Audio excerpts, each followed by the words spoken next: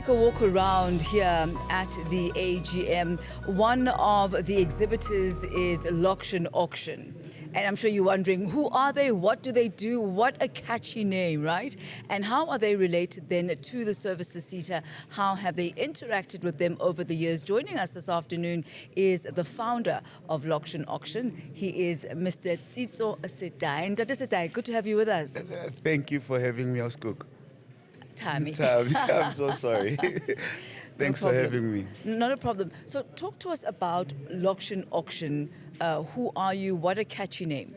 Right, so Loction Auctions is an auction house. The word Loction simply means township. Elokshin. Elokshin. Right. So like Maslala Elokshin, the one trade that we don't have in all 532 townships is an auction service.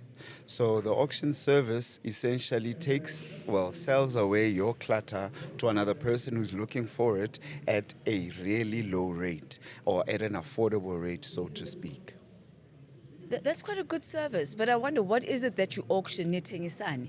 Movable items. So we sell anything that is not bolted to the ground. An immovable asset would be a house. We sell anything which is from a car, a teacup, a dustbin, anything which is movable, eguguti ikona ekasi, we can sell it. You remember those old movies? Yes. Or those series, especially in the United States, where they'd have a garage sale, where you take sofa wako akdala and you put them outside, and all the things that you don't want, you literally put them outside your house, and as people are passing, they're able to buy. So you have basically become the one-stop shop.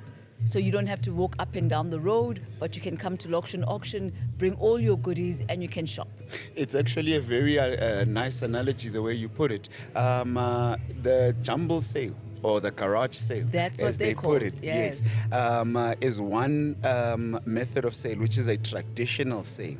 However, an auction sale sells to the highest bidder. So if you and I are looking to purchase a particular refrigerator, I have 100 rands, you have 110 rands. The seller wants the highest bidder, and that's the offer that Loction Auction gives to township people. So it makes it a very competitive process. So talk to us about your relationship with the services SETA. How are you involved with them?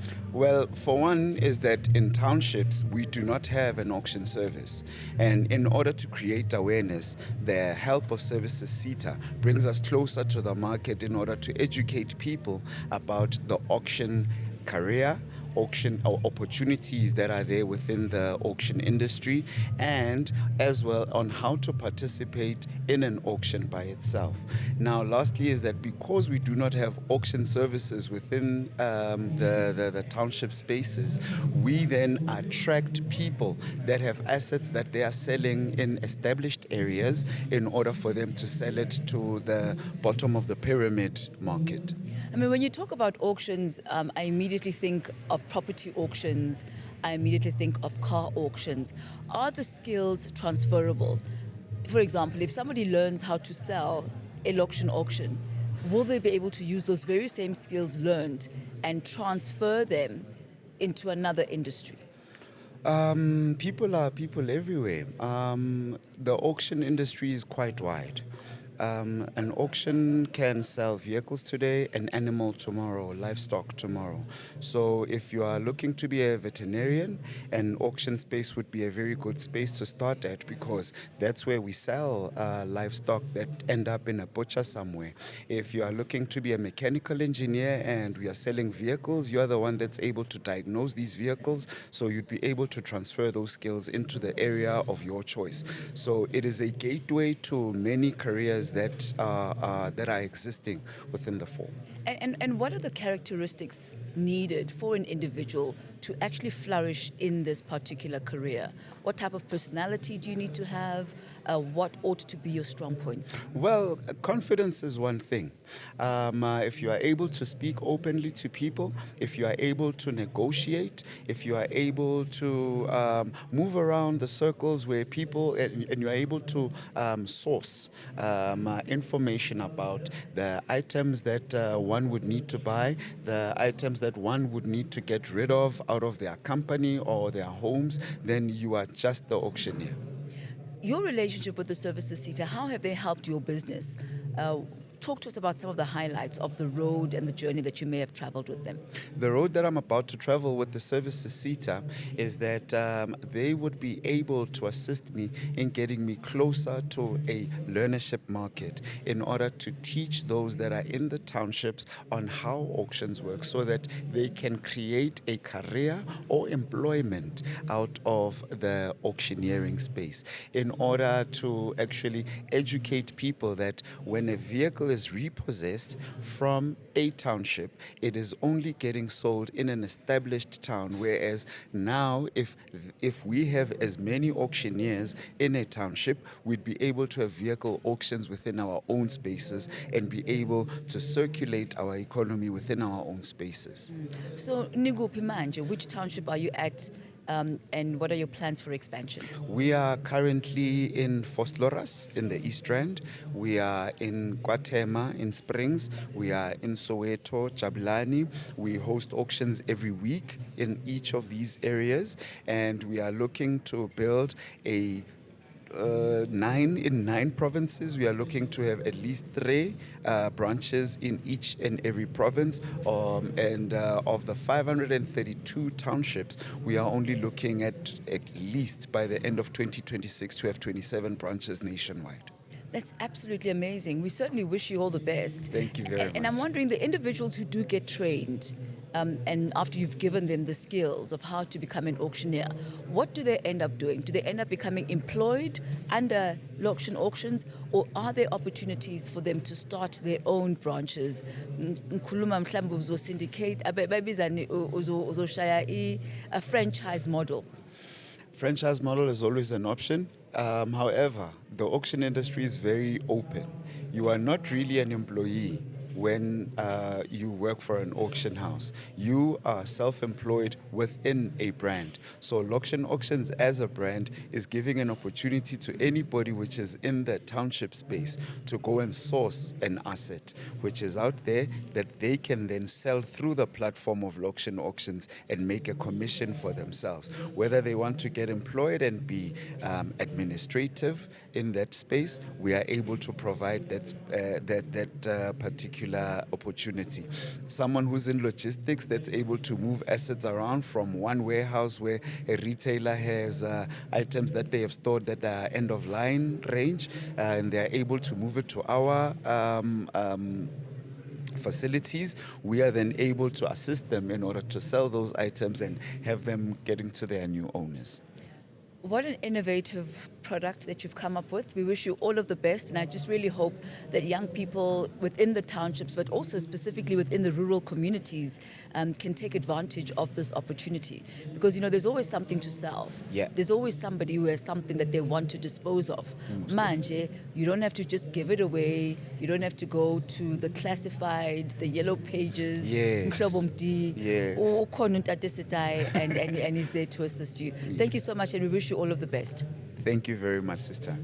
So who knows, this might just be an avenue for you to pursue. Are you a mover and a shaker? Are you somebody who wants to uhlanganisa izinto, uhlanganise nabantu? Well, who knows, maybe Lokshin Auctions could be an option for you.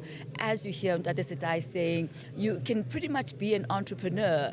You will be as successful as much as you work, as much as you drive yourself, as much as you go out there and you source the products that can be sold through that platform. He's one of the beneficiaries and one of the exhibitors here at the Services CETA AGM.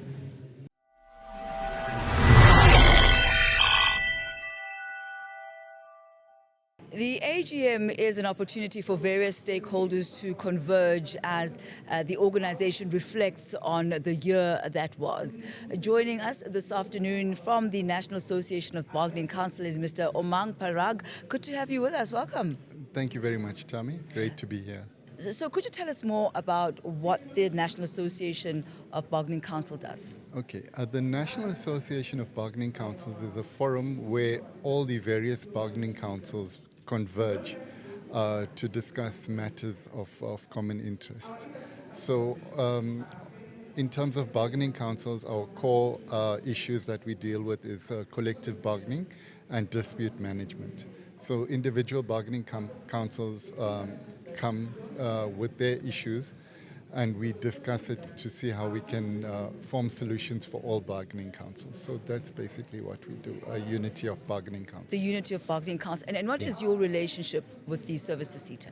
Our relationship with the services SETA is that the NABC performs a variety of services, and training being one of them. So predominantly we deal with the services SETA in terms of a training capacity. So that's how we come in. Thank you. And what type of training would one be getting from your association? Our core functions are dispute management and collective bargaining. So it's more legal training that we focus on, which is related to collective bargaining and dispute management. And what type of opportunities are there for young people and those from marginalized groups to actually enter your area as far as legal services are concerned, a dispute resolution? What are the entry criteria? I think it's a great opportunity for young people to come in. It is an area that's not explored by people, but I mean, if you are in the legal field, it's always good to come in. We've seen many young individuals come in from various bargaining councils, and they've managed to grow their careers. So there are opportunities amongst the member councils of the NABC where the youth can come in and be involved from there. Do you need any prior qualifications? I mean, because it does sound like you can't come in fresh and raw, that you do need to have some sort of institutional knowledge in one area or another in order to be able to take advantage of that. Is my assumption correct? Your assumption is correct because it's quite a diverse field. So there's many different legal aspects that converge into one. So it's important to have at an entry level, your diplomas, you can come in with sort of legal diplomas and that. So it's advisable to have some sort of qualification because we get young people coming in mostly as case management officers where they capture cases that the bargaining council receives. So that's more or less entry level jobs that are available to the youth. And what would you highlight perhaps as some of the advantages of having a relationship with the services SETA, how you as the association have benefited from that? Okay, it's great because we our chairperson sits on one of the committees as well, so it's a good opportunity to filter the information from bargaining councils into the SETA. So we do it in that way. Yeah. All right, Mr. Parag, thank you so much for your time. It's great seeing you. Thank you very much, Tammy. Thank It's been you. a pleasure. Thank you. And so for all you young people who want to enter the legal fields, bargaining councils, dispute resolutions, perhaps this may be a career path that you have not quite considered, but it's there for you. And you'll know that if a particular area has not been adequately explored, it means that there are several opportunities that you may actually be able to rise to the top there because it's not crowded. As they say, it's very few people at the top, and you might just be one of them. Thank you, Mr. Parag. Thank you very much, ma'am.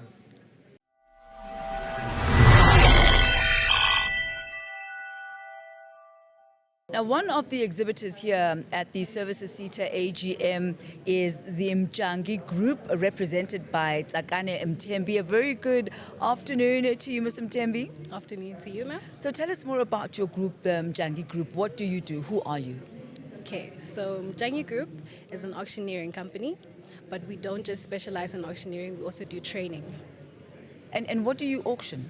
We auction movable assets, so that's loose cars, vehicles, and the vehicles range from agriculture vehicles to buses to cars as well. And what brings you here? What is your relationship with the Services SETA? We are a proud member of SIA. We are also accredited under Services SETA and QTCO as well. And sorry, I'm nervous. You're doing very But- well. Thank you, thank you. But yes, we are representing Services SETA under the real estate department today. So real estate is your area or the sector that you are active in. Tell me about yourself and your relationship with the Mjangi Group. Where do you fit in? Okay, myself, I'm one of the directors of Mjangi Group. And You're a boss lady. yes, Boss lady. yes, representing the youth. Come on. Yes. And thank how did you get into this sector? What appealed to you? So this is a family business. So I was introduced by my father, the owner, the founder. I'm just very interested in business as a whole. So what I find interesting about auctioneering is that it's the best way to buy cars, pre-owned cars that are very affordable, but no one really knows about it. So when I joined the company, I wanted to bring it to new heights where it's accessible for the youth as well. And the youth always struggles with finding training for an auctioneer. A lot of people don't know where to find the training for auctioneering. So when we first got accredited, we were one of the first companies to be accredited to train auctioneering, to bring that to the youth as well. And I'm quite interested in being a young woman in this industry. What have you found to be both the challenges and the perks? Okay, I'm gonna start with the challenges. This industry is mainly male owned, and it's not really reachable and accessible for black people. So when we decided to join, we wanted to empower black people and previously disadvantaged people as well. So when we offer training, we don't expect you to pay. It is usually supported by Services SETA, funded by Services SETA, and you are able to get a stipend with us when you train with us. So what would you say to a young woman, cute as you are, who wants to enter this industry? What steps should they take? What steps should you take? We have a website, Njangi Group. Go on our website, give us your details, and whenever we have a project to conduct training, you can join us. You can do it, and it's very easy for you. And if you are a black woman and young in the youth, it's easier for you to get projects. That is the target audience right now. And how do you work with the Services SETA? How do we work with the Services SETA? We apply for tenders with them, and we get appointed by them to conduct training or skills development providers or conduct auctions as well. Yes, so when we get a project with them, we deliver the service. I must say, Miss Mthembi, I'm looking forward to the generational continuation of your family business. Thank you. Under your patronage, Miss Director. Congratulations, and we wish you continued success. Thank you so much. Absolutely amazing, the kind of opportunities that are available for young women, and perhaps sometimes it's opportunities that you may not have even thought are available to you. I mean, who would have thought auctioneering for young people, being able to sell cars, especially as a woman, and there are businesses like the Njangi Group who are offering training for that, supported by the Services SETA, who provides then the finances, who also accredits that type of training. Make sure that you stay tuned to us. You'll find us on all the various social media platforms, this podcast, on Instagram, on LinkedIn, and make sure that you continue to level up, because when you level up and you scale up, that's when the doors open up. You know what they say, take the first step and then the next one just opens up for you. Do stay tuned.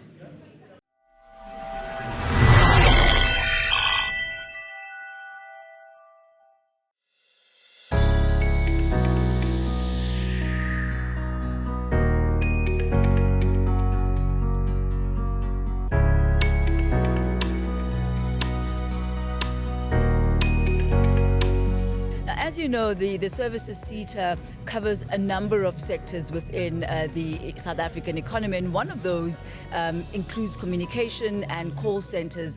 Joining us this afternoon, one of the exhibitors and one of the stakeholders here, Mr. Thabiso Mpiane. You are from CCMG. An acronym. So when we are spelling it out, what does CCMG stand for? So CCMG, when you spell it out, it's the Contact Center Management Group.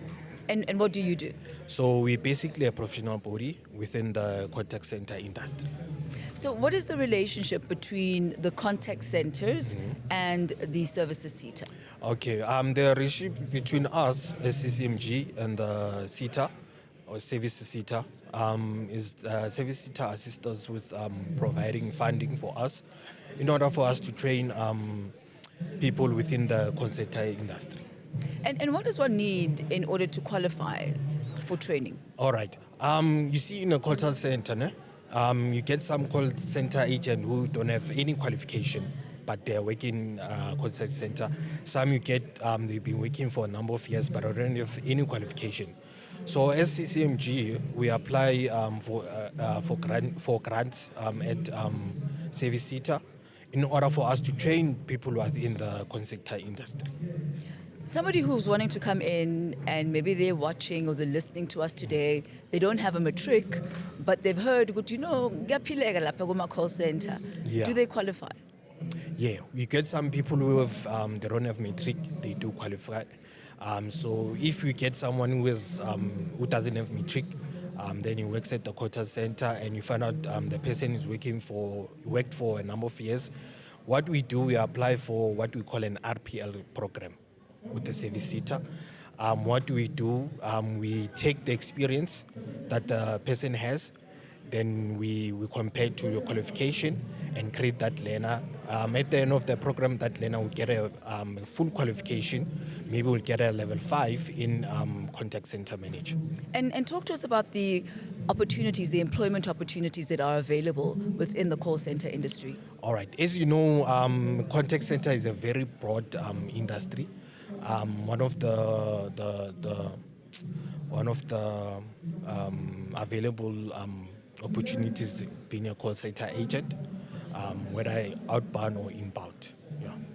And I mean, also South Africa is one of those countries that's actually preferred internationally. So you'll find there are companies internationally that will actually use South African call center agents, Yes. whether it's from the United States or it's from Europe, etc. Do you work in that arena as well, as far Yes, as of the course. international nature of this profession? Yes, of course. We have some of our members are international. Just to name one, it's TransUnion. They are call center providers, so they usually have clients from the US, but the agents are here from South Africa. Do you find that a lot of people actually end up starting their own businesses, Guma Call Center, or do they usually just end up being employees? From my experience, most of the time they end up being employees. But within the industry, they get promoted and stuff like that, yeah. So if somebody's listening and watching now and they said, I've been a call center agent for 10, 15 years and I think I'm ready to upscale, I'm ready to start my own business. Is the services seater able to assist with that? In terms of service seater, because, yeah, I can say that. First thing we can do, if a person was there for 15 years, you can just upskill the person more. We are a professional body.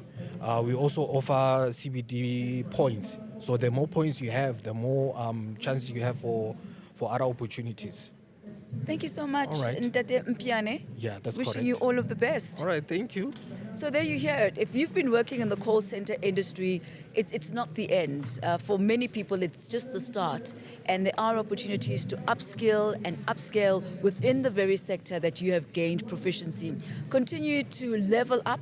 Continue to keep in touch with us as we bring you the latest on various careers, on how the services seater can assist you in your own area, from getting skills to upgrading to even entrepreneurship, because that is also a huge focus for the services seater. This is Level Up. You'll find us on all the various social media platforms, giving you the A to Z of the services and offerings and advantages of the services seater.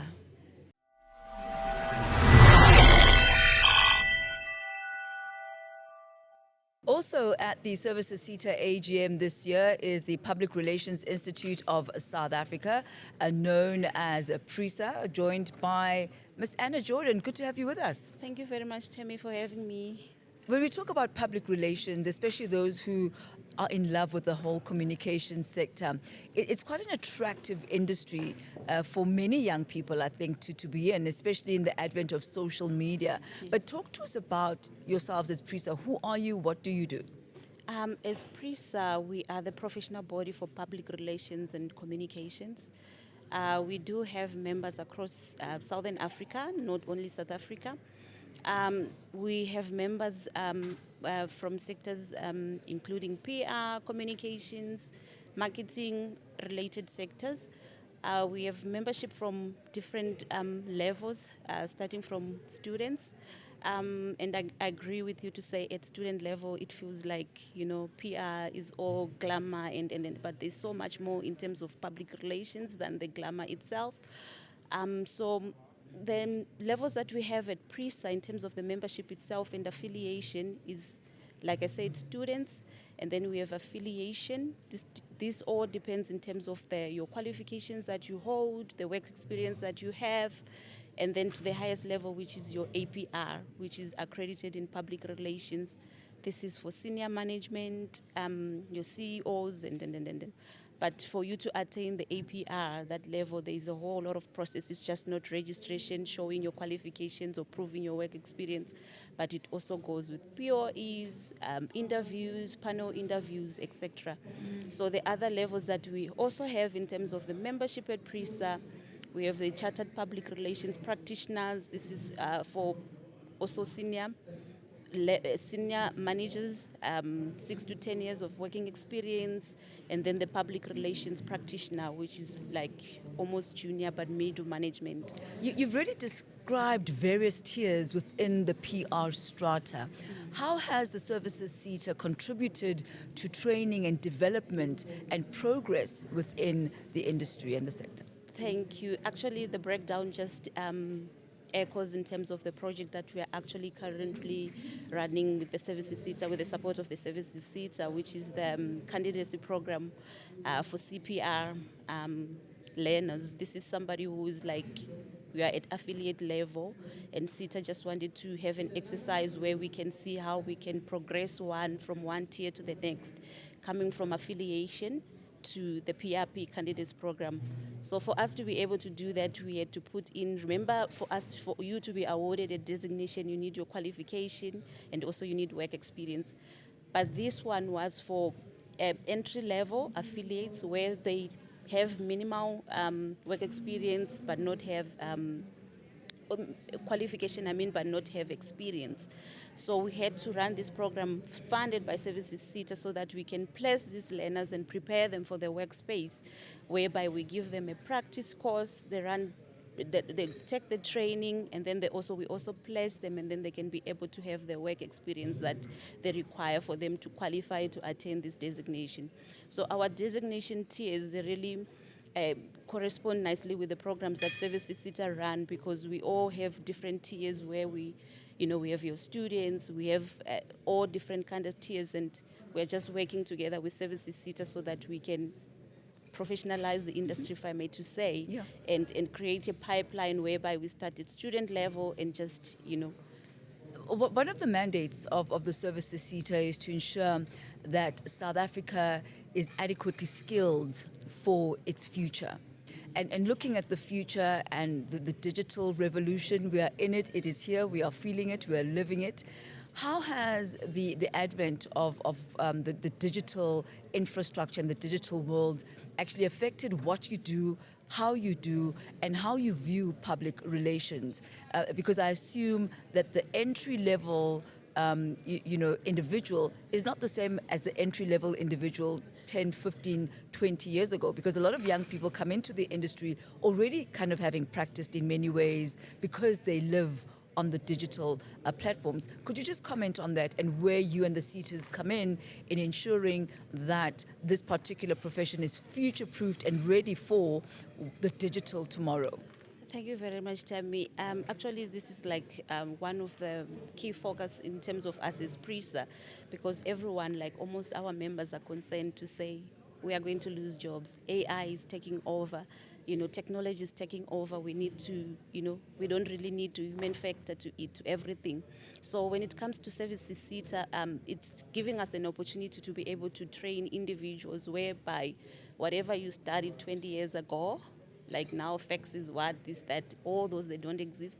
We can be able to upskill everybody so that they can be able to, to be advanced to the level whereby we are in line with the new technologies that we currently have. So Services CETA is playing a key role in terms of supporting PRISA itself and also just upskilling professionals, young professionals. It might not just be young, but also those ones who are at senior level where they just need to be advanced with the new technologies and the AI programs or whatever that is like the world is transforming to. Ms. Anna Jordan, thank you so much for your time this afternoon. It's really been a great pleasure speaking with you. One thing that's really clear is that public relations and communications is at the heart of industry. It's at the heart of corporate, it's at the heart of governments and nations, and ensuring that we have professionals that are adequately equipped, able to use the tools of the trade efficiently is key to ensuring that we are future-proof and ready for the communications and public relations sectors of tomorrow. And organizations like PRISA, in association with the services sector, making sure that whatever level you're at, whether it's entry level or intermediary, there's always a one step up, there's always one notch up. Do stay tuned to Level Up as we continue bringing you conversations that will inspire you, that will inform you, that will bring you the knowledge you need in order to scale up.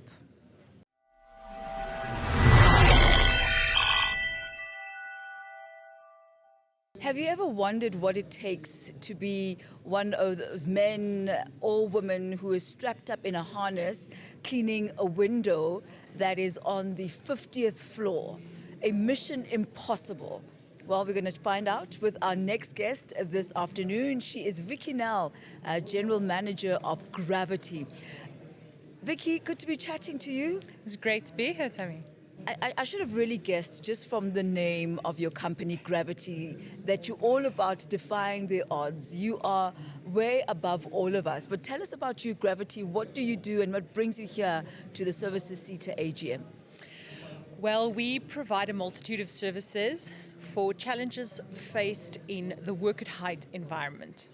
So whether you need gear, we have a company, the Gravity Gear Section, that is a proud designer of South African gear for the work at height environment that's customized to our climate and our people and our needs. We have Gravity Global, which provides the actual services of defying gravity. We've been to places like the Leonardo building, all over Sandton City. We install all kinds of anchor points and walkways and safety lines so that people can perform their work safely. And then specifically our affiliation with Services Sector is through Gravity Training, which provides the training for people all over South Africa to perform their work in a safe way. So whether you are a cleaner, a painter, you work in a mine at Eskom, on a construction site, if you need to work at a height, we make sure that you can do it safely. I'm thinking about the entertainment industry because I've got Mission Impossible just playing through my mind.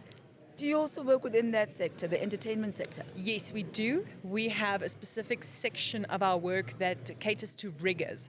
So if you've ever been in a large industrial warehouse, such as the one that our AGM is happening in, you'll have a lot of I-beams, a lot of lights that need to be rigged, your blondes, your redheads, all of them need to be secured. All of the lines running overhead, those are usually done by riggers, and riggers need special training in order to secure and to accurately weight all of the equipment that is being used inside of a studio. I mean, you've already highlighted a number of career opportunities in industries where those who are not afraid of heights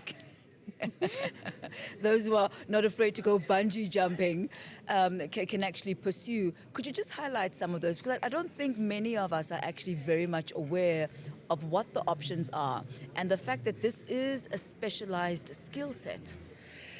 Yes, there are quite a number of work opportunities. Like I said, if you work in a mine, so people usually think ground up. That's for right. Work at heights.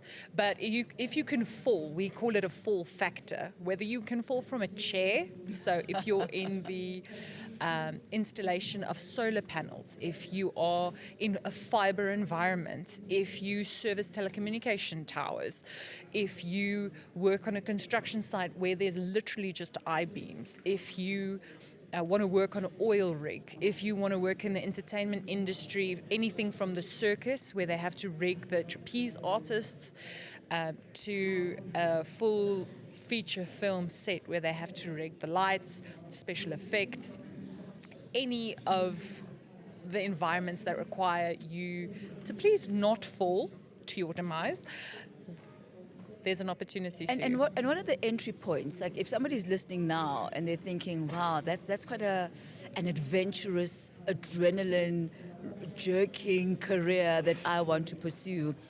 What are their starting points? Where do they begin? What doors do they knock on? Because it's so specialized and it's so niche that it almost seems like insider information is needed in order to access this.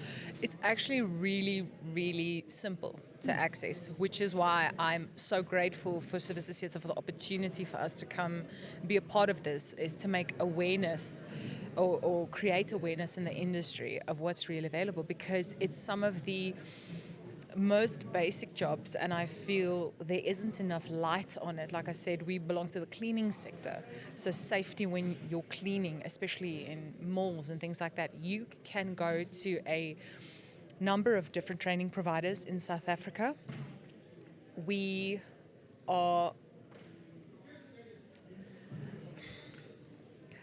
not exclusive, and all of the training providers begin from the ground up. If you call anyone, they'll be able to give you a full introduction. And I think what's giving me pause is in my head, I've got so many things that you can apply to. If you want to be in a fiber environment, you start with things like basic fall arrest, then go to ladder, then go to, if you want solar, they add solar on for you. If you work on a tower, they add radio frequency. It's a very customizable environment. If you work in construction or mining, we call that rope access. That's from the top down. And otherwise, if you work on towers and access panels, it's from the bottom up. It's called fall arrest. So please, if anybody is interested in getting involved, they can literally give us a call. Go to our website. We have a LinkedIn, a Facebook. Any of our resources are available. All the information is available on our public platforms, and we have an incredible team who love helping people. Yeah. And as far as like the services seat is concerned in yourselves, I mean, have you done any road shows in perhaps the rural areas, within the townships? Because awareness is quite key. So we have done for a couple of years now internship programs. We pay interns to come and do their training, and usually we keep most of them.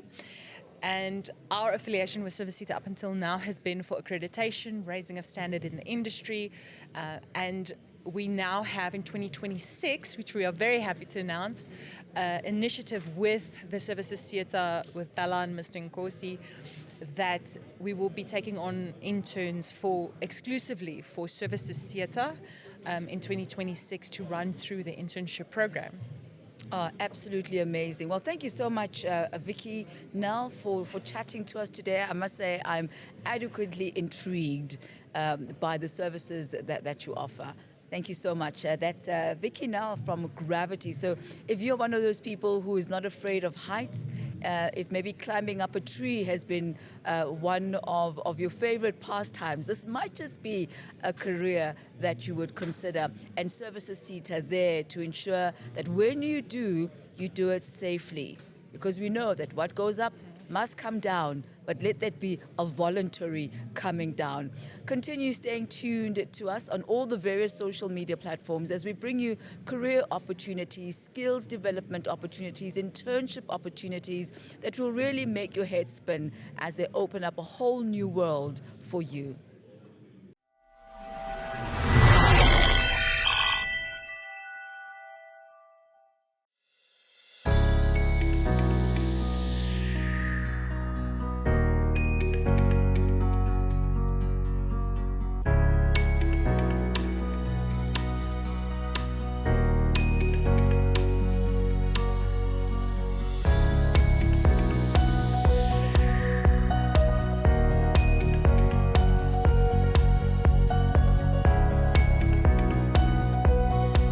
One of the industries that really benefit from the Services Seat is the funeral industry. It really is a vibrant sector, not only in South Africa, but around the world. Joining us this afternoon, also present as one of the stakeholders at the AGM, is Rudzani Mukiti from Puti Funeral Ministry Group. Good to have you with us.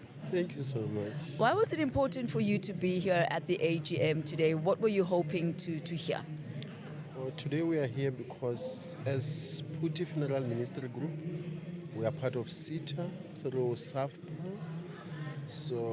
And then we were invited also to come and exhibit our products so that people can see what we do as Puti Funeral. So we really appreciate the invite, and we are here to enjoy and showcase what we can do. And how does the services CETA impact and influence the funeral industry? What type of training do they offer? A long time ago in the funeral industry, we had people who were not accredited, like our morticians, our embalmers, our tombstone designers and polishers, cutters. But through CETA, now they're getting accreditation because of the training center that we have now. So we are benefiting a lot in terms of education through CETA. I mean, one thing to make sure and clear about is that obviously CETA doesn't conduct the actual training. They do the accreditation and making sure that the skills program are up to scratch and of industry standard. You mentioned now the skills training center. Talk to me a bit about that. Okay, our director, Ausnapi Masnamela, she's a national training coordinator for SAFPA, and then she's one of the So if somebody's listening to you and say, what is SAFPA? South African Funeral Palace Association. So it's a board that each and every funeral parlor, especially those which are registered within that board, so that you know everything in each and every industry. As long as we don't have a law that governs us, each and everyone will do as they please. Umatand. Yes. So she's part of that. She's in that chamber in the CETA. So in the SAFPA division, she's the one who's handling the CETA things. Then that's when now we have developed a training for national, not only for Puti Funeral. So each and every accreditation that you see through CETA is being conducted in Limpopo through Puti Funeral. That is our training. So we are very much fortunate to have her and to have CETA this time around in our life. For individuals who perhaps are already working in the funeral industry, and Barrio Abutrudzani, na I've never trained, but I've been driving, I've been, washing bodies, I have been doing all sorts of things within the funeral services industry, but I've never been for any sort of official training. What do you say to that person? Come to us, especially when you are coming from a funeral parlor that is also part of SAFPA, which is a partner in the SAFPA. Then it's fine. You can come to us, then we register you, we train you, and then you are good to go. Why is training important? Learning is important. Sometimes we do things in a wrong mind, but once you get training, you get guidance, you know what is wrong and what is right. You are able to do things in the right way. And also, you are equipped, you grow. Training makes you to grow. And then also your knowledge, you learn a lot. So a lot of people, they have skills, but if they are not, training also help your character. It does not only deal with your skills, it also help your character, because when you are learned, you know what is right and what is wrong. But then when you depend only on your skills and talent, you end up doing wrong things, which your character is different from what you know. That's why a lot of people lose good things, because they did not go through training, but they are good at what they do. That is so important, not to take it for granted, because work is really an opportunity to grow. Work is in and of itself a self-development process. Yes. And I think oftentimes we don't realize that. Yes. What about somebody who says, I want to start a funeral parlor? It's one of the most lucrative businesses. In my Lokshini, around every corner, there's a funeral parlor. How does the Services CETA and how do you, as a skills development center, assist in that? Do you? We normally don't, but we don't have any problem with anyone who start their own thing. The problem is starting your own funeral parlor with wrong motives. What are wrong motives? You want to hunt where I am. Like, for instance, you are working for us. You are part of Puti Funeral Ministry Group. You see that, I think in this industry there's money. And then you look at our clientele and say, if I can start going around taking Puti Funerals clients. You are starting in a wrong motive. If you want to start something, you must have your own vision, your own mission, and then you must have your own area. Funeral parlor, it's all about areas, demarcation. That's where you'll be successful. I mean, it's a very competitive industry, and you've just Yes. pointed to that. And I think any business person worth their salt would want to ensure that they maintain their own business. But it is a free market society. True. And anybody can go wherever it is that they want. True. I guess my question to you is, with the skills development process, do you also equip those who want to start their own businesses in order to gain the skills that are necessary to not only work in a parlor, but to be an entrepreneur and a small business owner themselves? What I can say, each and every person that we train now, we are not training them so that they can stay. If they feel that, it's time now to move, each and everyone needs to grow. Let's take you are in the tombstone division. If you feel it's time you open your own things, then it's time. One thing that I know is that you are not great when you don't impart, or you don't grow, or you don't duplicate you. That's right. When you have someone who is like you, that is when we measure your greatness. But when you have your own knowledge and then you don't share it for others to grow, then you are not great. That's so key to real and true leadership. It's not about hogging it all for yourself, but being able to replicate it and to pay it forward. And Tate Ruzani, thank you so much for that, and continued success as you continue training those within the funeral industry. I mean, as you know, funerals are near and dear to all of us. Death is one of those things that will happen and that will come whether you like it or not. And you want to pray and hope that when the time comes, the people who are going to be servicing you and your family have been adequately trained to ensure that they do the right things, and that you get a burial that is dignified, that upholds the standards. The services seater being so key in ensuring that every part, every clink in that value chain is solid, because we all know that you are only as strong as your weakest link. Continue listening to our various podcasts. Continue engaging with us on the various social media platforms as we bring you content that is empowering, that is inspiring, that gives you the tools that you need in order to move forward with the services seater right there by your side, ensuring that doors are open for you.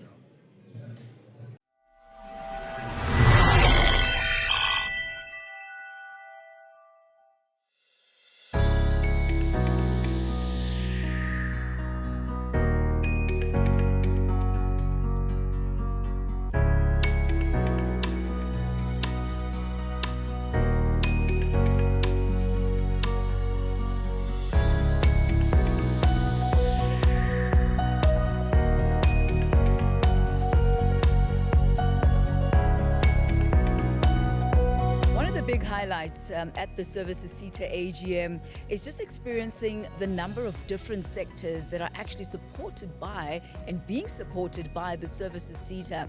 One of those is the IPIA. It's the International Professional Image Association, also one of the stakeholders present here this afternoon. And joining us for a quick young chat is Octavia Ephraim. Good to have you with us, Octavia. Good morning, good afternoon, Ndlovukazi Tammy. Ndlovukazi, I like that. I like You that. are in Ndlovukazi. From one Ndlovukazi to another. Thank you. So, awusitshele kabanzi-ke, Sis Octavia, about IPIA, the International Professional Image Association. Ningobani nenzani?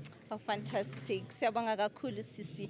We are image professional associations, the body of different image consultants, and we're so excited to be here. We're part of the skills development agenda, yes, CETA, you know. So we are indeed, as image professionals, supporting for all the industries actually, because our mandate, our services is empower individual to flourish in all areas of life, for your personal presence, for your corporate presence, interpersonal skills, and to make sure that you flourish where you are. So, image consultant or an image professional, what do you do? Who are you? And what does it take to actually enter that and to be able to call yourself an image consultant? Of course, it has to go through the qualification, and I'm excited that CETA is also passionate about ensuring that, you know, we have leaders in the industry that are qualified, so that when there's learnership and internship, you know, you go to the industry that you know is going to train individuals to go out there and be part of the success of making impact in the economy. So there's different qualification that you take as an image consultant. There are those that will just prefer to specialize in color analysis. There are those that will prefer to specialize in fashion styling. But the image package, image consultant, it includes the overall of image management strategist. So, being an image consultant, correct me if I'm wrong. Yeah. Could I summarize it as curating how an individual shows up? You've just said it right. For instance, I'll make an example with image consultant for leadership, executive presence for entrepreneurs.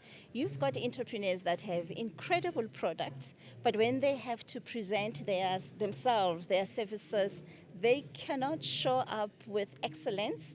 And there's so many opportunities in the government as well, even corporate spaces, where you get an opportunity to pitch your business, but how you show up as a face of your business, you don't do it in an excellent way, then along the way you miss the opportunity, right? And it's about grooming. It's about because grooming. kakhulukazi uzothola ukuthi abantu will judge you by the way you present yourself even before you open your mouth. Absolutely. When you enter that door, Sister Tammy, even before you open your mouth, how you carry yourself, how you introduce yourself, your soft skill etiquette, your business etiquette. And now we hear that we have to operate even globally. Some of global potential partners or clients, they'll prefer to meet at the restaurants, you know. Many never thought that even dining etiquette are important for the business sector, but other will even judge you at how you dine to say, can I do business with this person or not? So by showing up, I've mentioned the color analysis, is to say, when I dress, when I look good, I have that confidence, I look the part already. And everybody, when I walk in, they're interested to say, what is she gonna say? How you dress for any occasion, for an interview, for different occasion also matters, you know. It's pretty much a finishing school. It is a finishing school, thank you. Yes. It is a finishing school. For graduates, I just mentioned entrepreneurship, because we work with different clients from all walks of life. Not everyone is meant to be an entrepreneur. Others would definitely want to go into the corporate space, right? For graduates program, now you've got this excellent qualification, and now you've got an interview, you've got to sell yourself. How do you sell yourself? You pass that part. You are hired, there's a promotion. How do you then climb the ladder with leadership? We've got women that are also going to the boardroom. How do you have the boardroom presence to advocate for yourself in the boardroom? We always say we empower, especially women as well, to say when you get to the boardroom, because most women, they leave the corporate space because they say, you know what, I'm really tired of fighting for this and that. So when you consult with us, we say you don't have to fight, but advocate for your brand. But what are you having in your hands, you know? Which brand are you advocating for, and how are you advocating for that brand? Your executive presence, your presentation skills, your networking skills as well, you know? And so as far as the services CETA is concerned, how do you work with them? What is your relationship with them? Fantastic. One of the exciting things, we are in the process of being accredited as image professionals, because in most cases when you say image professionals, image consultant, people think about, is that fashion, is that makeup? is that, there's more to it than just that. But we're saying, how are we then collaborating with Service SETA, all other services that they offer to cooperate and, pay for that levy, be accredited, so that we can also tap into the learnership that is available for us to be able to train and support corporate produce individuals that will perform when they get to corporate. I mean, we are live at the AGM, which is taking place at Gallagher Estates in Midrand, Sandton. So as you can hear, it's still a buzz. There's still a lot that's happening over there. So I really hope that what you're saying is just so important and just mustn't be missed just because of the buzz. But when we talk about image, do you also focus on elocution, how people speak and what they say, not just about the aesthetics and how things look? Absolutely, absolutely. We have your presentation skills. And I mean, the exciting part is when you come for consultation, we do a discovery call, the analysis to say, okay, where do you lack as an individual? Like now you say, how do you do your presentation skills? The wording that you use when you meet with corporate, when you meet with client from Dubai, client from other countries as well that would love to do business with you, it goes up to that. Well, and also we do the most important part of it, Sistami, as well, not just the outer beauty, the inner beauty as well, because how you feel inside, it says a lot about how you show up.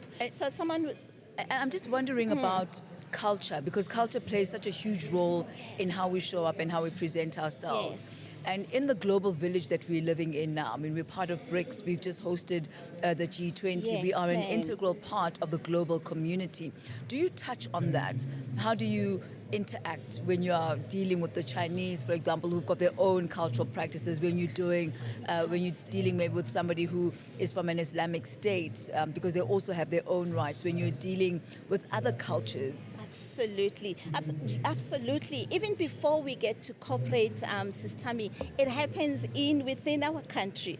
I'll make an example. For someone who is in the corporate boardroom space as an executive, I can use a practical example about myself when I was still in corporate, right? I used to do deceased estate administration. When someone passes on, there's a last will and testament. And the heirs, the beneficiary, they have to come to the boardroom where you have to read out the will, where you have to tell the elders that, you know what, unfortunately, we have to respect the interest of the late. And this is how they instructed through their last will and testament. And you'll find some of the elders from rural, Swazi Zulu, from Xhosas and other, they will tell you, a woman will not speak to me like this. So by saying that is those culture differences in the space that you're in, you need to know, in as much as I am tasked to execute this task, but how I speak with this person, with this culture, and as a woman, how do I approach, how do I greet, how do I hug, or just handshake, or just bow? Those things are very important to know, because you will hug someone in their culture, they don't. By just doing that, you come across as disrespectful, And there goes the business deal. There goes the business deal, man. That's right. Yes. Wow, what an interesting angle and what an interesting skill set to be able to develop.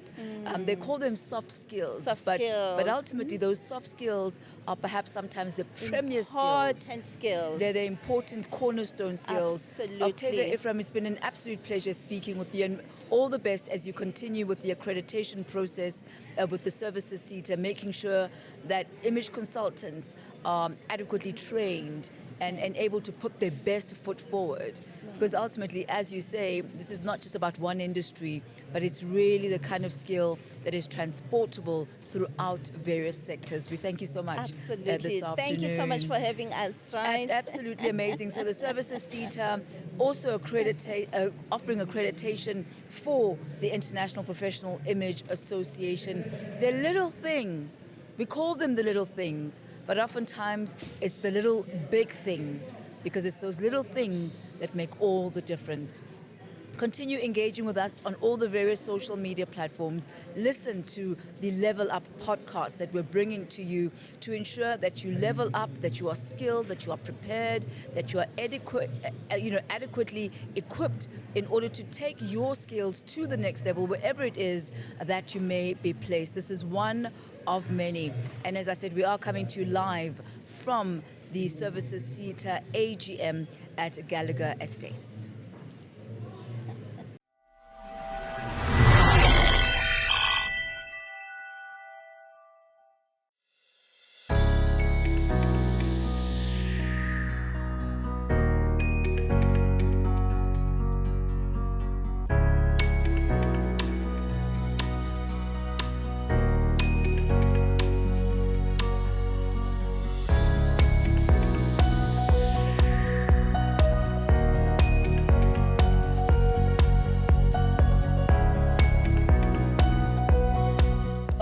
And what a day it is at the Services SETA AGM 2025 at Gallagher Estates. We've been talking to so many of the stakeholders, a lot of the exhibitors that are here, but we're going to be speaking now to Services SETA operations. Yes, I'm talking operations now. Melissa Christians, good to have you here, Melissa.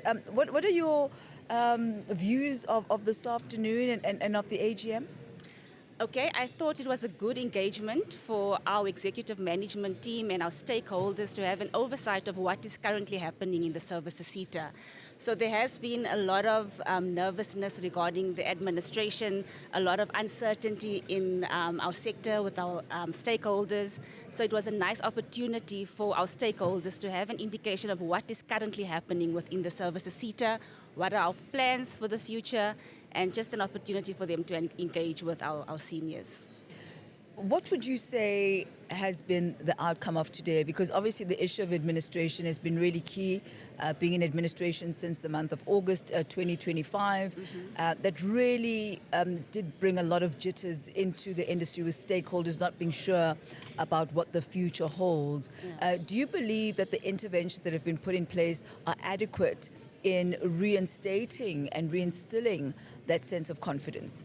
Yes, definitely. I think also the message from the Auditor General as well, just reassuring our stakeholders that there is improvement every year, and just highlighting and touching on what are the problem areas we are currently facing. And that message has been brought about strongly by the administrator, by our CEO, by the AG, that there is constant improvement. So we are definitely looking towards a more positive outcome, and we are hoping for a more positive outcome.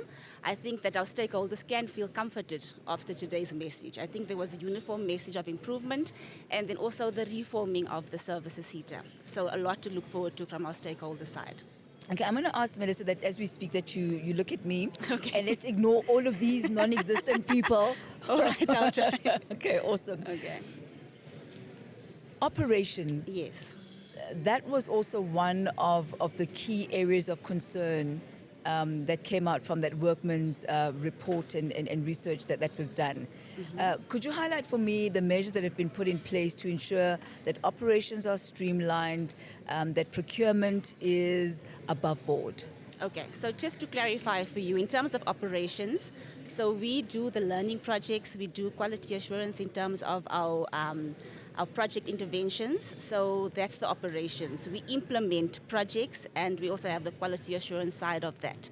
Okay, so with supply chain, ETC, that falls within the finance specs. I'm not going to comment too much about that. So your hands are clean? No, I'm not going to say that, but I'm going to say that our expertise lies in operations. Okay, so in terms of what we are doing to improve the current way we do business, we have implemented a DGSOP, discretionary grant standard operating procedure, and that basically sets the tone on how we implement projects. So we share that with our stakeholders, with our staff, so everybody knows how to implement learning projects in a way that is sustainable for the organization, as well as our learners and all stakeholders within the pipeline of learning project implementation.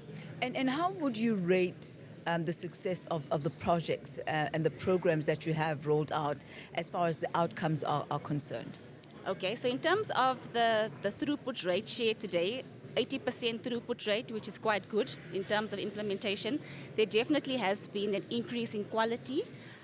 We have streamlined operations where we have a unit that deals with implementation at the point where we are enrolling learners, and we have the provincial operations team which deals with monitoring and the closing of projects. That has improved because everybody has now been aligned their specific function, and also then gives responsibility to certain areas within the operations. So I definitely feel there has been great improvement in the way that we monitor the projects and the way that we implement the projects within the services sector. One of the outcomes from the AGM a little bit earlier on, when I was inside, was that a large number of the students, of the learners, actually don't end up completing, some of these courses. What are the type of measures that can be put in place to whether incentivize them or just to make sure that the investment that you put in as services SETA actually doesn't go to waste, that it actually does go towards capacitating young people for a future that can benefit the GDP of the country and the economy?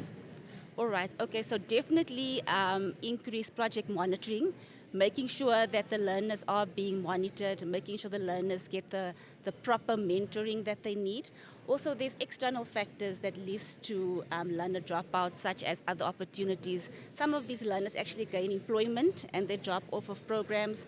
So there's many factors that lead to that. But I do think that just strengthening our monitoring from the organization side and from the employer side to make sure that learners get proper mentorship and guidance when they are in the workplace, that definitely makes a difference. And talking about guidance, I wonder, is there an adequate understanding from the learner's perspective as to what these programs are really about?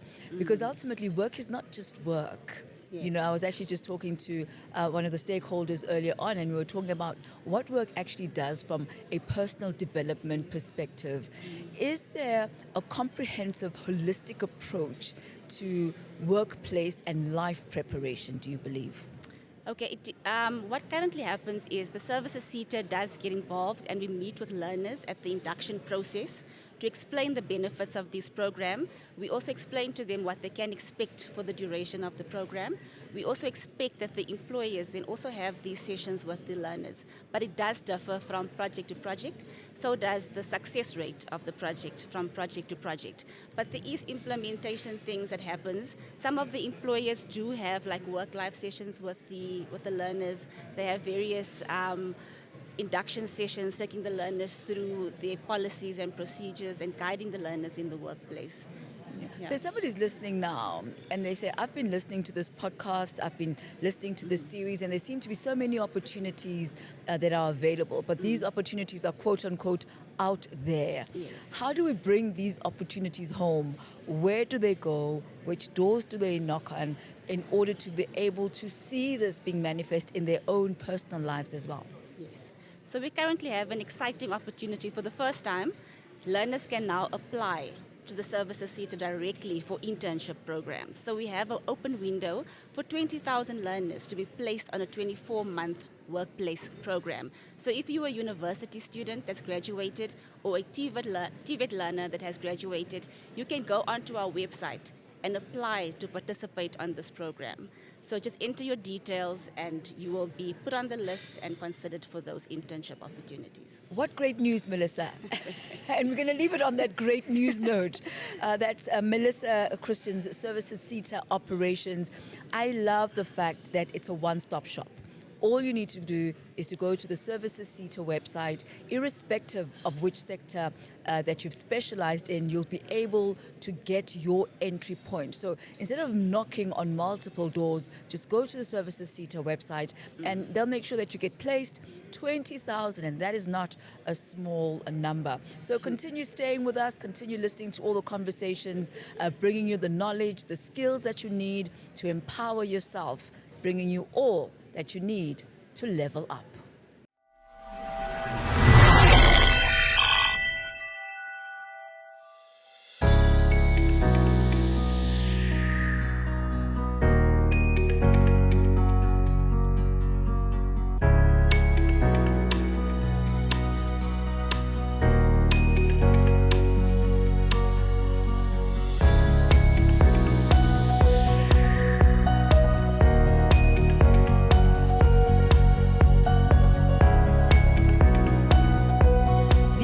Services SETA annual general meeting is a crucial time of the year when various stakeholders get the opportunity to shine a spotlight on where the Services SETA is at, what are the challenges that have been experienced in the previous financial year, the priorities for the coming year ahead, and to really get a geographical view of where the organization is at. Joining us this afternoon is Administrator of the Services SETA, Mr. Dhladhla Masoga. Good to have you with us, sir. Thanks very much, madam. It's a great pleasure to be here. Perhaps let's start at the beginning with why it was important and why the Services SETA was put under administration in the first place. The mother department, Department of Higher Education and Training, has been observing the Service SETA in terms of its performance, and it wasn't satisfied because of what it has observed. There's been several reports that were produced by the previous board, the reports that were produced by a couple of firms that did the investigation, which confirms that the Service SETA has got serious governance challenges.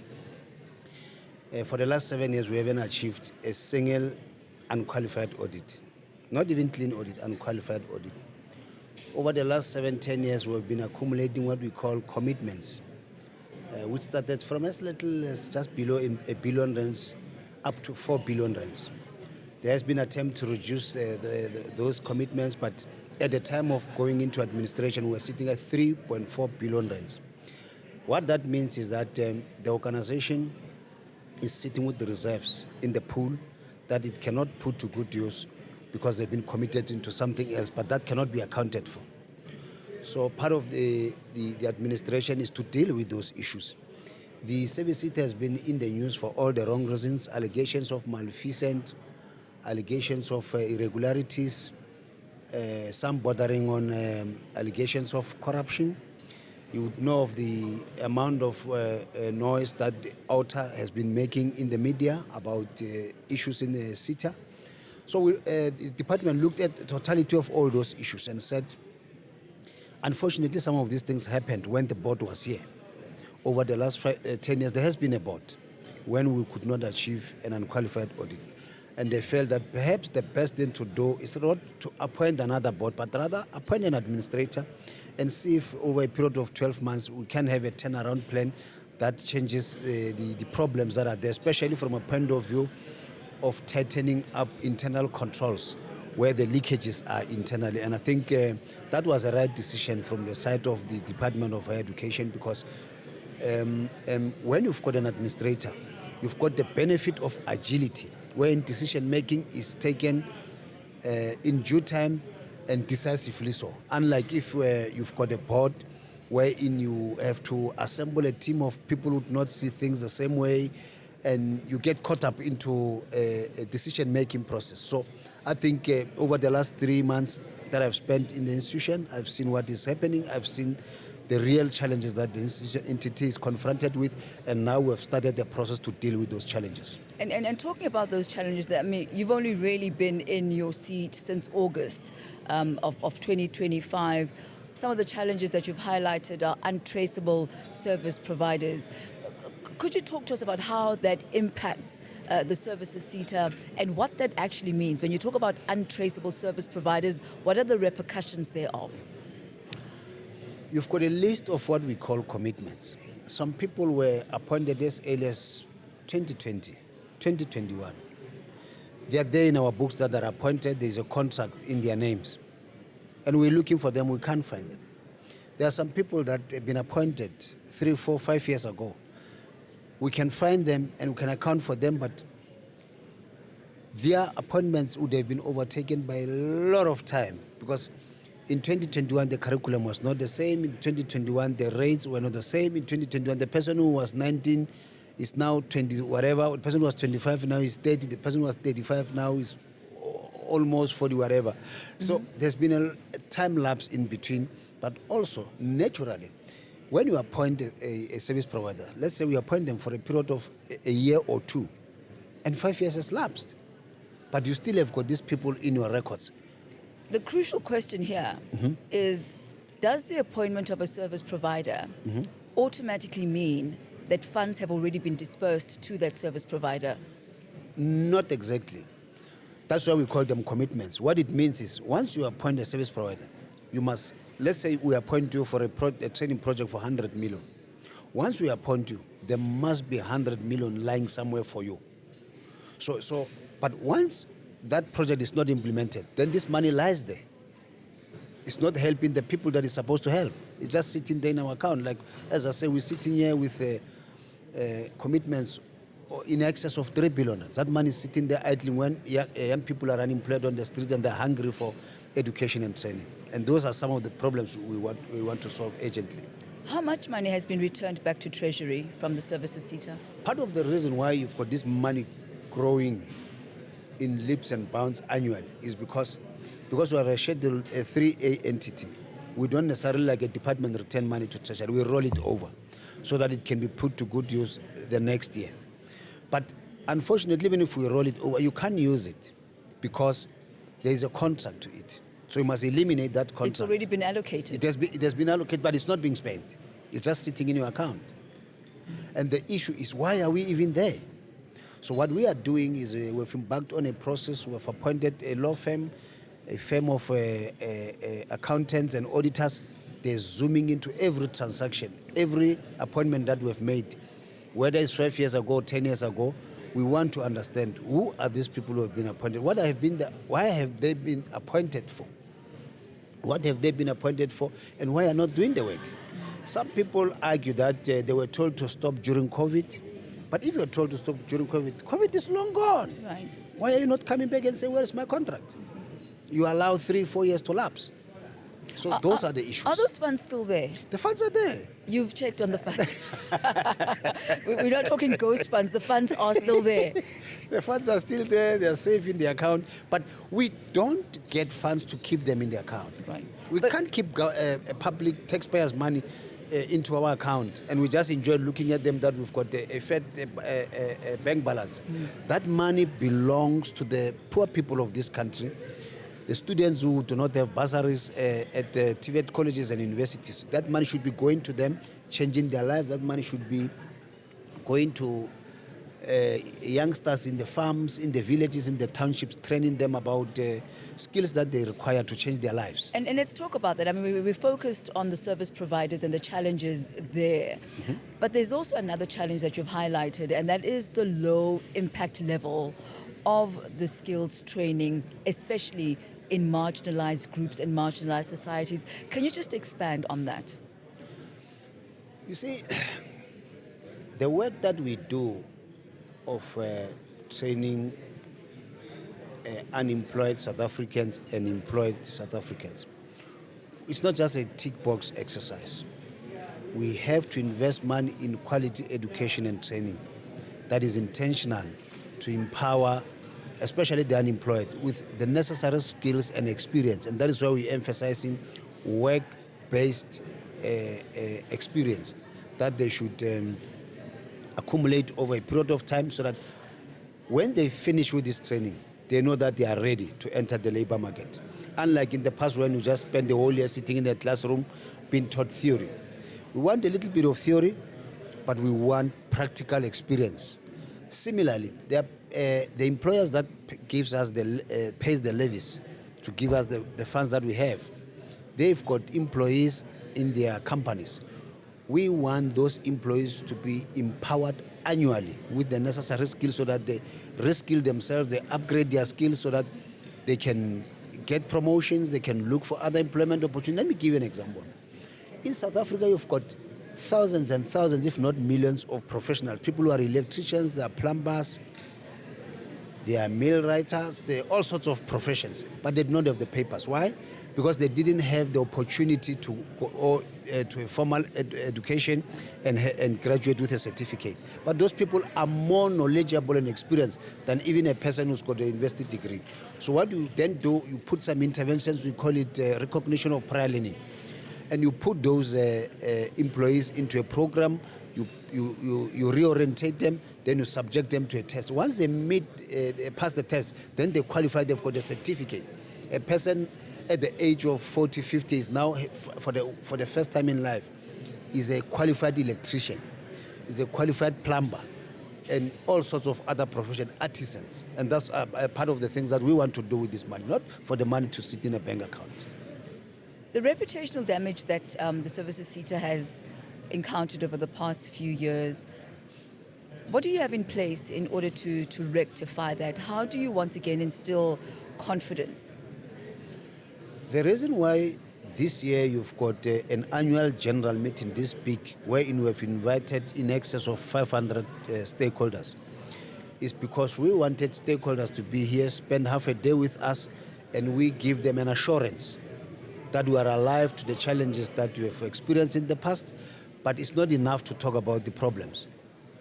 To give them an assurance that this is the plan that we have to turn around the situation, which is what we spent this morning doing.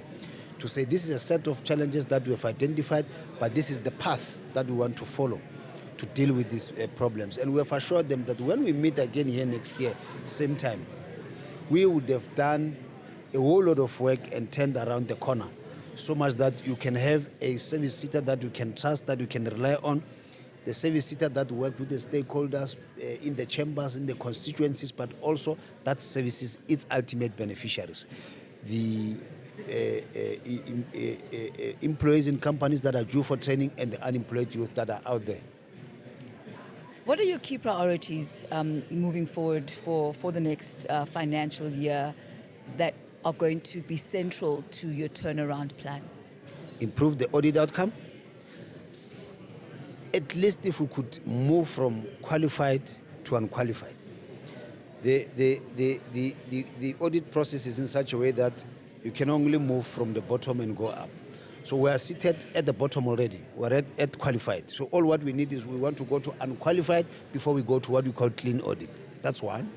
Two, we want to unlock this funding that is trapped in the commitments register so that we eliminate these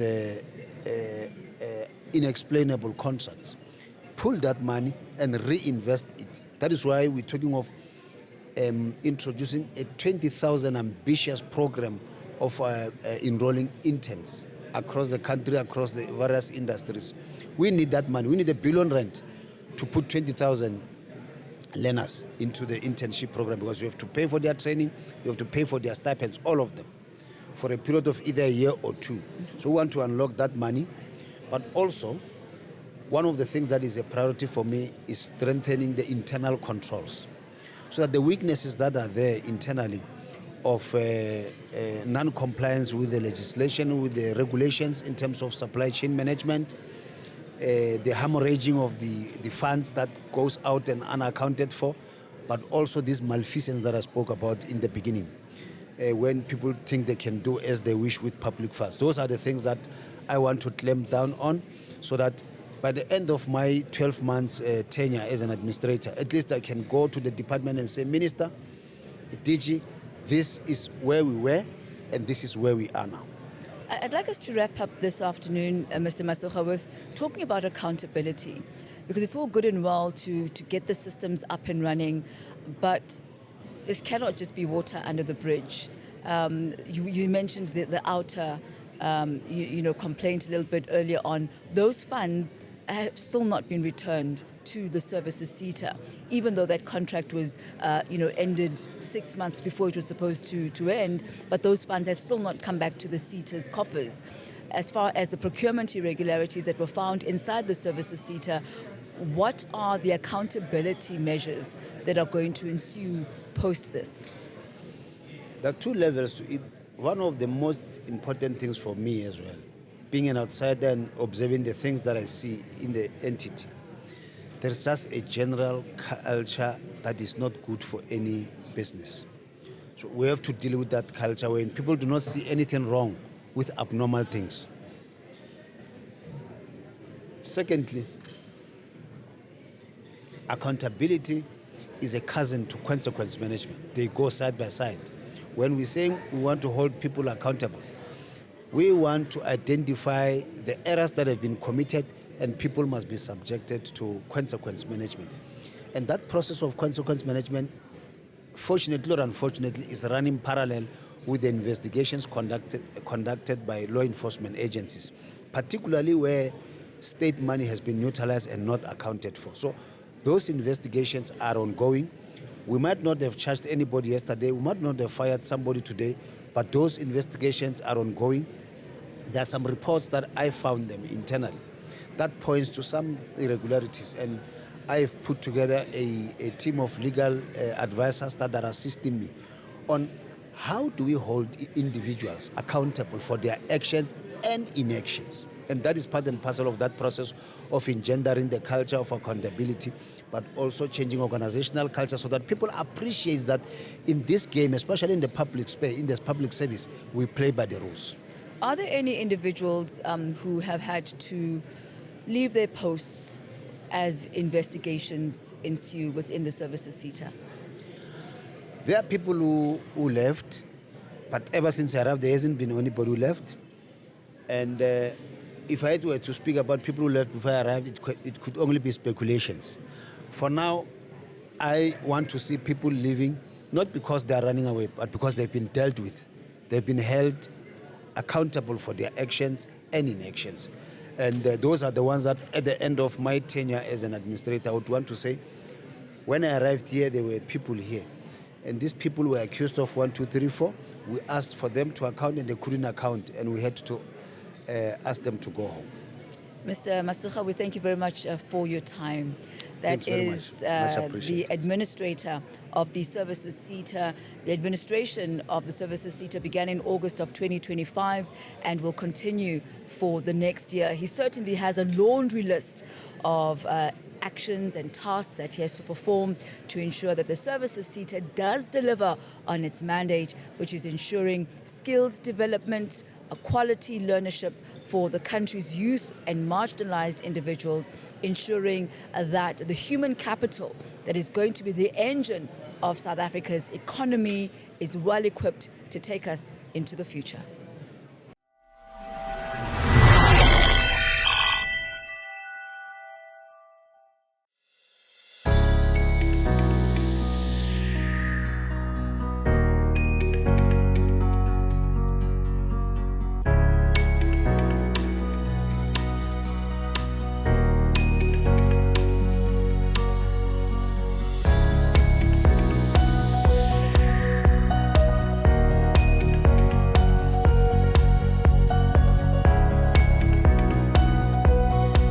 There's a sense of new brooms sweeping clean. The proverbial winds of change blowing through the services SETA at this year's AGM. It speaks very much to the theme of the AGM this year around rejuvenation, around transformation and new beginnings.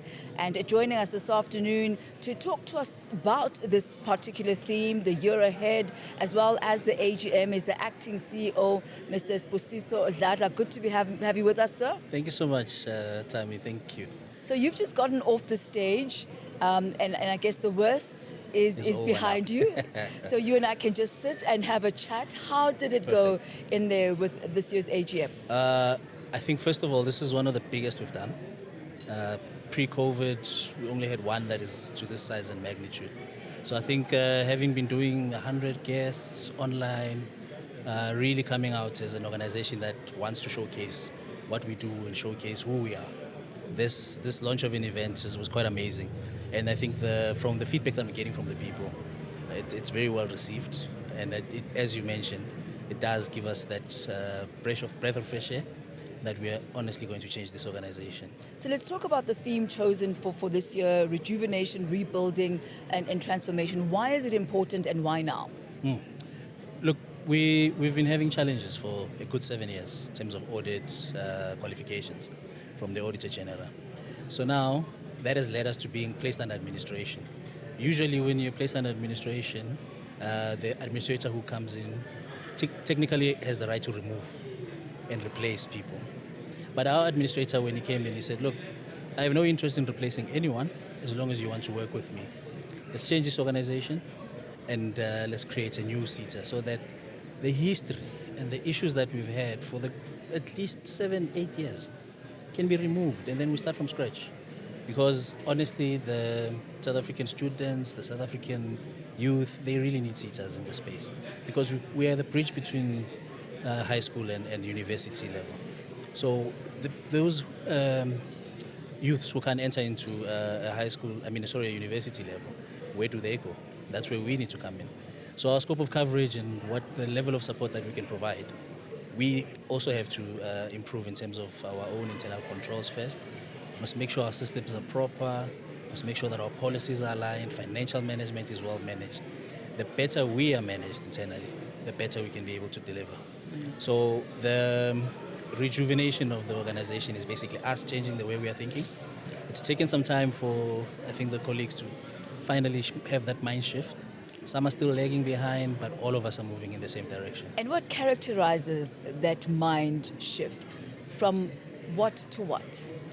Basically doing things the old way without innovation, no thinking about how can we improve on these processes.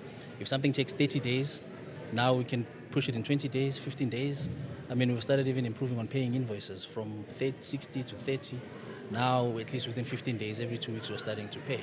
We're supporting small businesses by doing that and small training providers. So it's just this thing of, can we be innovative? And let's think beyond our employment and the greater impact that we can do.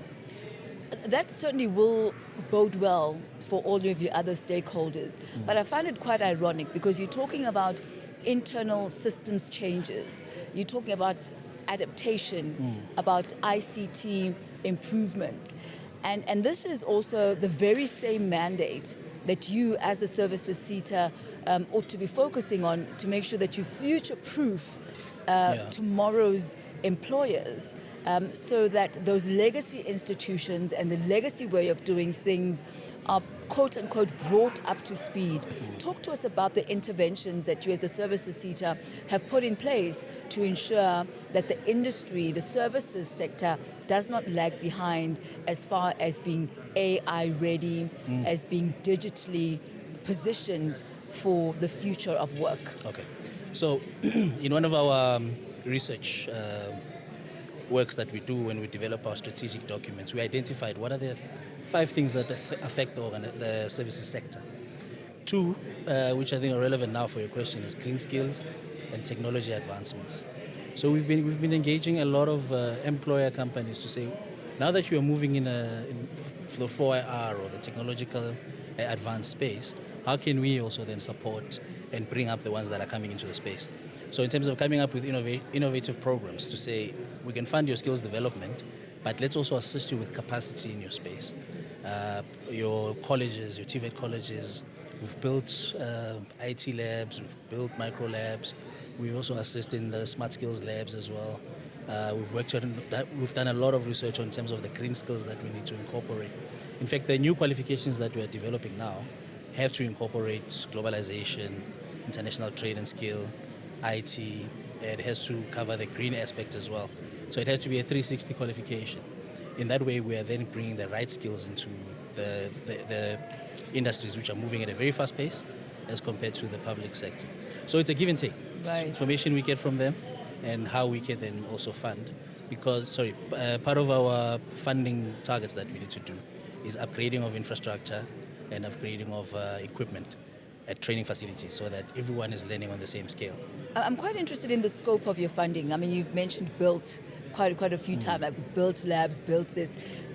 Does this just involve the provision of machinery, whatever is needed that's movable, or are you also involved in immovable property construction? Do you go that far as well? Yes. So I think as early as in the early 2000s, maybe 2020, 2018, somewhere there was a mind shift in terms of providing actual buildings, especially in rural areas, because the challenge was you have a lot of the youth who now have to travel and go to cities to study. Now you must have rental money, you must have traveling, the food. Our stipends are not enough to cover those living expenses. So the idea was let's build in the rural areas, and over time those buildings are still standing. So you'll find a lot of the cities that can do build. Now we're moving towards changing those centers into smart skill centers. So the technology that is available in town is also available in the rural areas. So it's broad. There's no standard template. It depends on availability of funds and resources. Now, because there's a huge drive to support TVET colleges, it's more refurbishments, it's more the ICT infrastructure, it's more having capacity like your Wi-Fi, computer labs. So it's honestly based on the requirements of the SETA. For example, we will do more lab type equipment. Hairdressing is our big thing, so we would really fit proper hairdressing salons at TVET colleges and private colleges. MICT, the IT SETA would focus more on computer labs.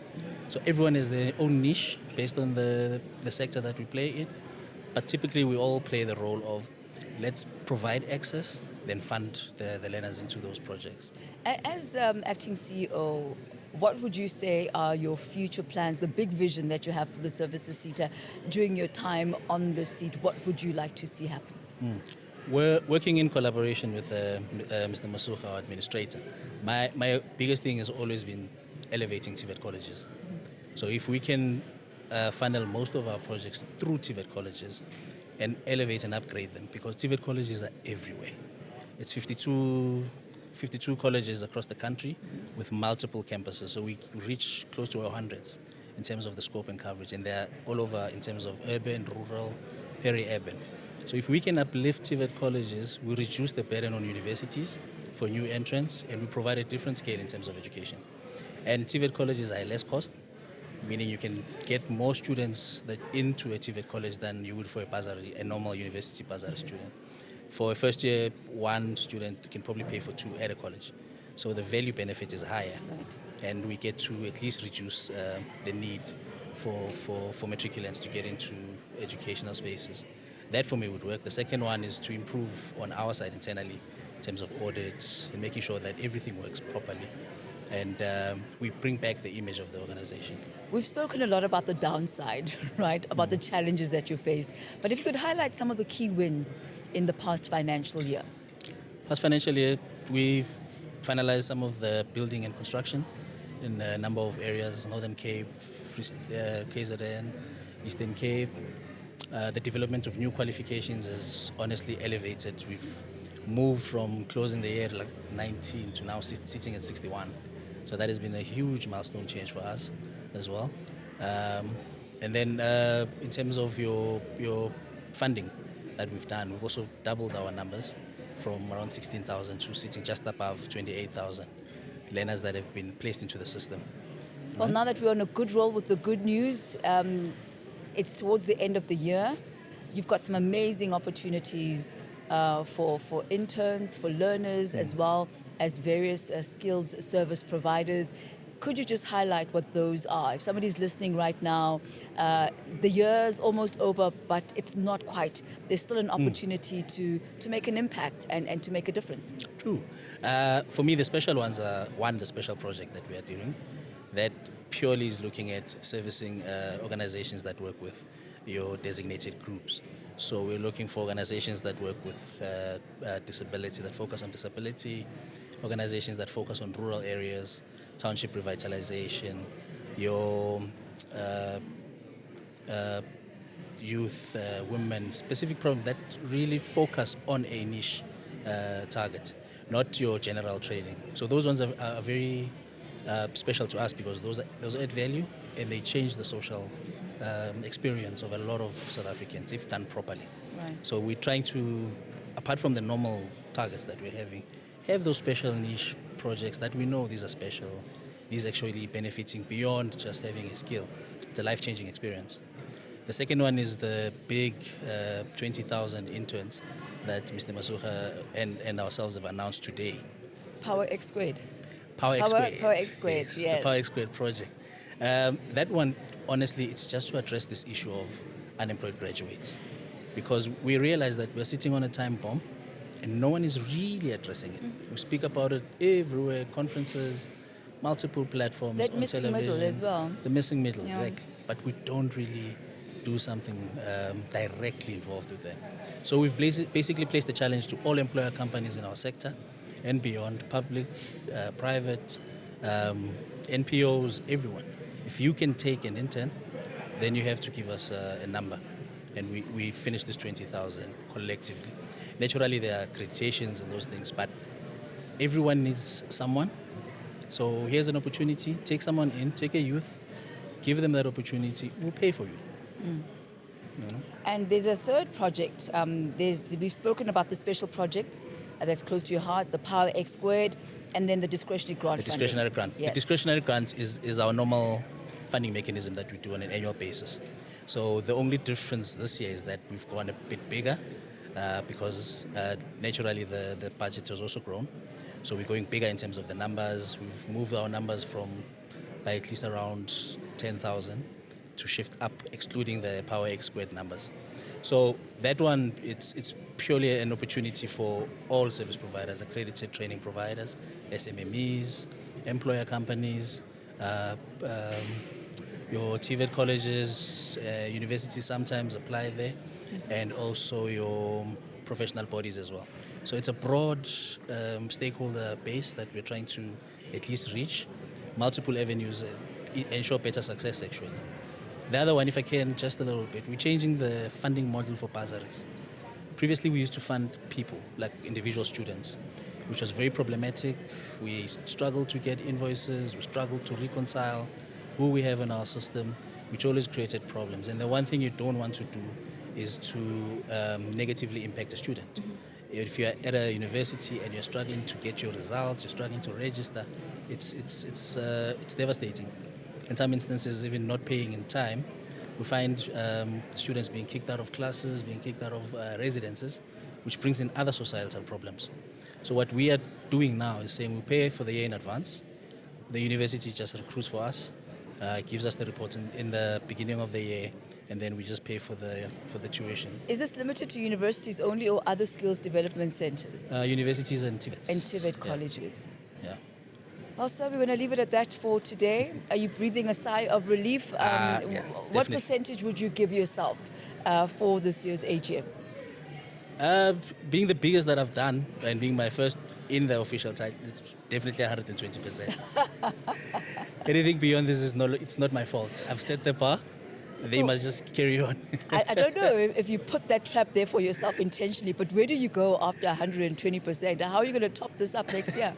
No, I had to set the bar. You had to set the bar. The next administration, the boards, all those people, they have to maintain. Well, Mr. Dhladhla, we wish you all of the best as you continue reinventing yourselves, rejuvenating the services SETA, and going through this painful process of transformation, because change is never easy, even though it's always necessary. Thank you very much for your time. Thank you so much. Thank you so sir. much. That's Mr. Dhladhla, the acting CEO of the services SETA. So that's where we're going to leave it for this afternoon. This has been a live broadcast coming to you live from Gallagher Estate, the services SETA AGM. Amazing opportunities that are still open for you. There's the discretionary grant, there's the special projects, and then there's Power X Squared, that they've called it. 20,000 young people within the services sector that are going to be offered internships. Certainly a life-changing initiative, but not one that the services SETA can do on its own. It needs partners such as yourself to raise up your hands and say, I will be part of the transformation. I'm Tami Ngubeni. Let's continue leveling up, continue interacting with us on all our various social media platforms, and consuming the podcasts that we're bringing to you. They're going to capacitate you. They're going to educate you. They're going to give you the tools you need to ensure that you are an essential part of this country's economy, a change maker in your generation.